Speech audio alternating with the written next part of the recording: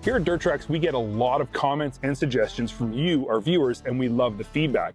One of the most common, though, is that we should test more base model units. And I get it. Most of the time, the vehicles we test are special editions or top-of-the-line models with all the bells and whistles, but there's actually a perfectly good explanation for this. Back in the old days, we would put in requests to the manufacturers for the vehicles that we wanted to test, and 99% of the time, we got what we wanted. Recently, though, manufacturers have simply been sending us whatever units they want us to test, or in some cases, whatever they have in stock. And unsurprisingly, those are usually the flashiest and most expensive ones. And I'm not complaining, I have the best job in the world. But when you ask us to test more realistically priced vehicles, ones that more people can afford, I hear you loud and clear.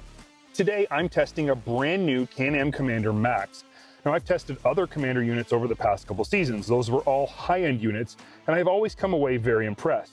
Today, though, I'm bringing you what you asked for, because today I'm testing Can-Am's 2022 Commander Max DPS. This is a base model Commander. The only bell or whistle it really has is power steering, and I think power steering should be standard on all side-by-sides. I guess I can't really claim that we picked this vehicle just for you guys and girls, though. We did have ulterior motives. Shortly following this test ride, AJ is going to be doing a full build on this thing. It's going to be designed to haul mountain bikes and camping gear into remote areas for real backcountry biking adventures.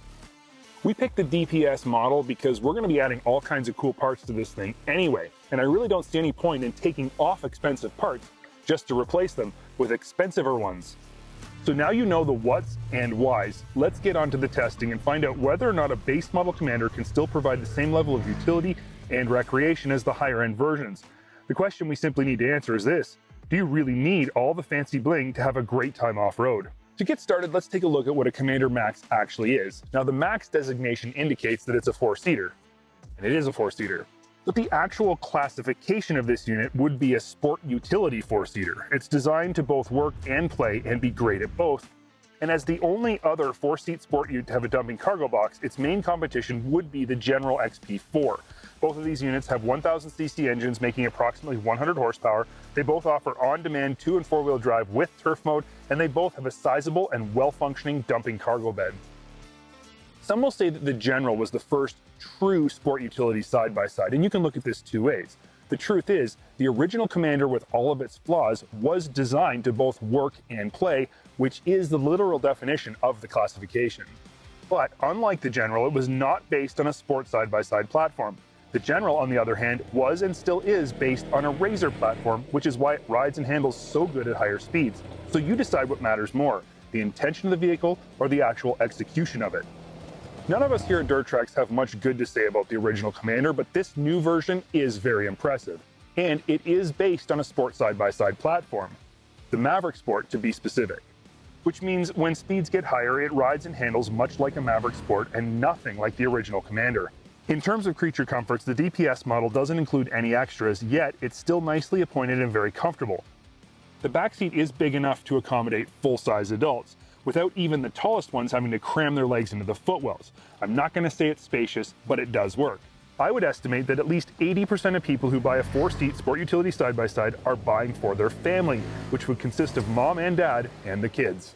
So with that reality understood, the question I have is simply this: just how important is it to have a backseat with all kinds of extra legroom for a guy my size? In my opinion, it's not that important.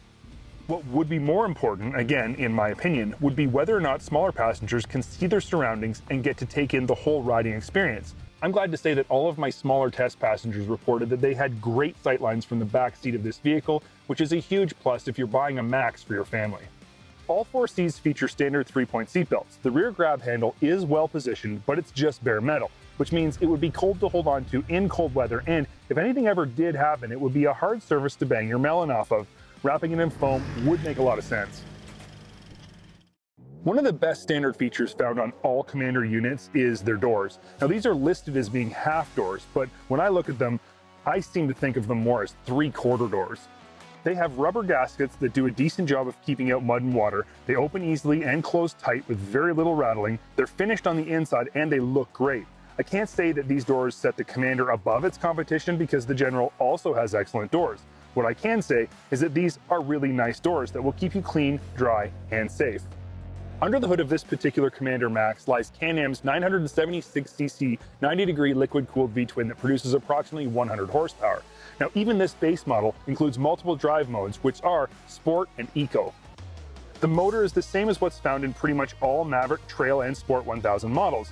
It's bulletproof, creates fantastic bottom-end grunt, and in most cases pulls really hard when the clutches shift out fully. However, I said this in my last Commander test ride and I'll say it again here. In the Commander, this motor feels a little soft. I think it's very likely that Can-Am has tuned the throttle curve to be way more mellow than the Maverick models to better suit the split personality of the Commander. But it just doesn't give you the same sporty feeling when you want it. And since this is a sport utility side-by-side, it really should feel more sporty in my opinion. The Commander is offered with either the 1000 or Can-Am's new 700 class engine mated with P-Drive.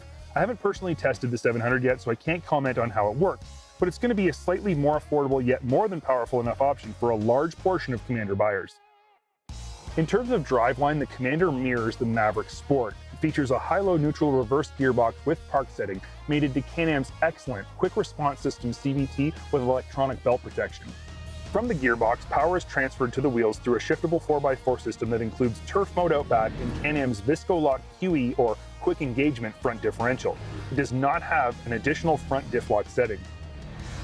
In the suspension department, the Commander Max DPS has the very same front and rear double A-arm setups as the higher-end models. They produce 12.5 inches of travel up front, 13 inches out back, and yield a total of 12.5 inches of ground clearance. The shocks are basic, preload adjustable twin-tube gas units, yet they are the same as what's found on the XT model and do a decent job of resisting bottoming on big bumps while still maintaining a plush ride. I've saved talking about storage and cargo capacities till almost the end of this test ride because I think the numbers are really impressive. The cargo bed, which is obviously one of the main selling features of this vehicle, is really nice. It's the largest cargo bed in its class, offering 8 cubic feet of capacity, and it can haul up to 600 pounds. A 2-inch hitch receiver will allow you to tow an astounding 2,000 pounds, which is also best in class, and 500 pounds greater than the General. Rounding out its impressive cargo capabilities is its excellent glove box storage bin in the front of the passenger and super useful storage bin in front of the driver.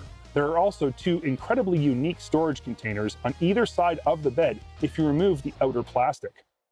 As I stated in the beginning of this test ride, we chose the DPS version of this Commander Max because we have plans to upgrade it big time, and I think this is a completely valid reason to buy a base model.